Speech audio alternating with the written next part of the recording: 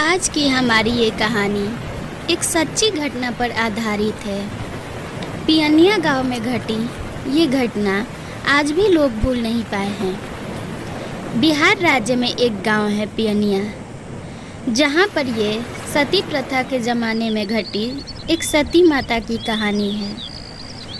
एक दिन पियनिया में दुखद खबर आती है। वहाँ पर कपिल नाम के एक आदमी की मृत्यु हो जाती है।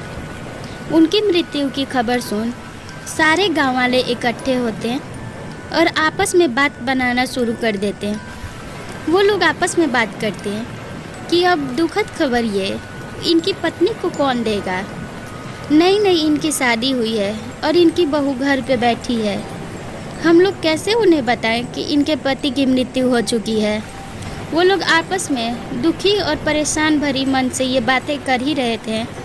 उधर कपिल की माँ उनकी बहू के पास ये खबर लेके पहुँचती और अपनी बहू से कहती, बहू तू घबराना मत, और ये बुरी खबर उन्हें देती।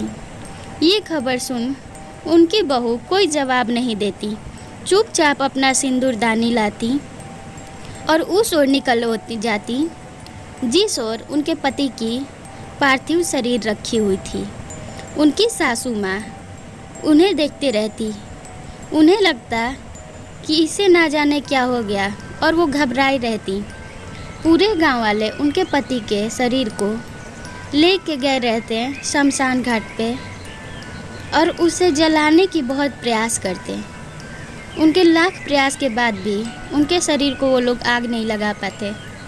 उनकी पत्नी उनके सर के पास आके बैठ जाती और गांव वालों से कहती, आप लोग घबराओ मत, जब तक मैं यहाँ इनके पास नहीं आती आप लोग इन्हें कितना भी कोशिश कर ले जला नहीं पाते।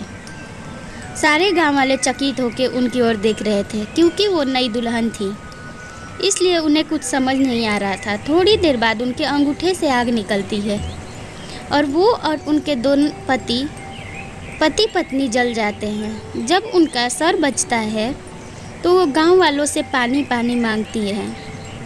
गांव वाले डर के घबराए हुए साइड में चले जाते हैं। उनमें से एक आदमी उनके पास हाथ जोड़ के पानी लेके जाता। वो उन्हें आशीर्वाद देती और घबराने के लिए मना करती हैं। पानी पी के वो कहती, आज से पूरे गांव के लिए मैं एक समान हूँ। गांव में इधर उनके परिवार वाले बैठे थे और दुखी थे। तभी एक सिपाही आता। सिपाही आके उनसे कहता, आपके खिलाफ किसी गांव वालों ने केस दर्ज की है कि आपने अपने घर की बहू को जानबूझ के जला के मार दिया। परिवार वाले सफाई देते हैं और कहते हैं कि हमने नहीं मारा, वो खुद सती हुई हैं। सिपाही उनकी एक भी बात नहीं सुनता और उन्हें अपने साथ जेल लेकर चला जाता। जेल में जाने के बाद जेलर भी उन्हें बहुत धुतकारते हैं और बोलते हैं कि तुम लोगों ने अपने घर की बहू को जला भी कैसे दिया। घर वाले सफाई देते हैं और कहते, नहीं जेलर साहब, हमने नहीं मारा उन्हें, हम तो खुद दुखी हैं, वो खुद से सती हुई है। और उनकी सारी कहानी जेलर को बताते। जेलर उनकी बात सुनने को तैयार नहीं था। जेलर उन्हें डांट देता और कहता, अब सड़ो जिंदगी भर जेल में। पूरे परिवार वाले दुखी मन से बैठे रहते हैं और सती माता से आग्रह करते हैं कि उन्हें बचा ले। जेलर की जब आंख लग जाती, उसके सपने में सती माता आती और उससे कहती, देखो जेलर, तुम मेरे परिवार वाले को छोड़ दो, इन्होंने हमें नहीं मारा है, मैं खुद सती हुई हूँ। जेलर को लगता कि ये सिर्फ सपना है। वो कहती, अगर तुम मेरे परिवार वाले को नहीं छोड़ते तो मैं मजबूरन तुम्हारे परिवार को कष्ट देना शुरू कर दूँगी, तब तुम्हें शायद यकीन हो जाएगा, और इसे सपना समझने की भूल बिल्कुल मत करना। इतने में जेलर की आँख खुलती और वो घबराया हुआ उठता। उसके सामने उसका सिपाही खड़ा रहता और उसे दुखद खबर देता। कहता कि उसकी बेटे की हालत ख़राब है और उसके घर के घोड़ा गायब हो चुका है। ये सुन जेलर तुरंत उन्हें छोड़ने को कहता। सिपाही उनके पास जाता और कहता, देखो जेलर साहब ने हमें आदेश दिया है आप लोगों को छोड़ने को। परिवार वालों से वो कहता, जेलर साहब का घोड़ा तबेले से गायब हो चुका है और उनके बेटे की तबीयत बहुत ज़्यादा ख़राब हो गई है। कुछ देर पहले उनके सपने में सती माता भी आई थी, इसलिए जेलर साहब ने आप लोगों को छोड़ने को कहा। परिवार वाले उन्हें समझाते कि यही तो हम कब से कह रहे थे। वो लोग जब गांव वापस लौटते हैं, गांव वाले उनके सामने खड़े रहते हैं। उन्हें देख के वो लोग चकित हो जाते हैं, क्योंकि उन पर किसी की हत्या की केस लगी थी। तब फिर वो लोग पूछते हैं कि आप लोग हत्या के केस से वापस कैसे आ गए।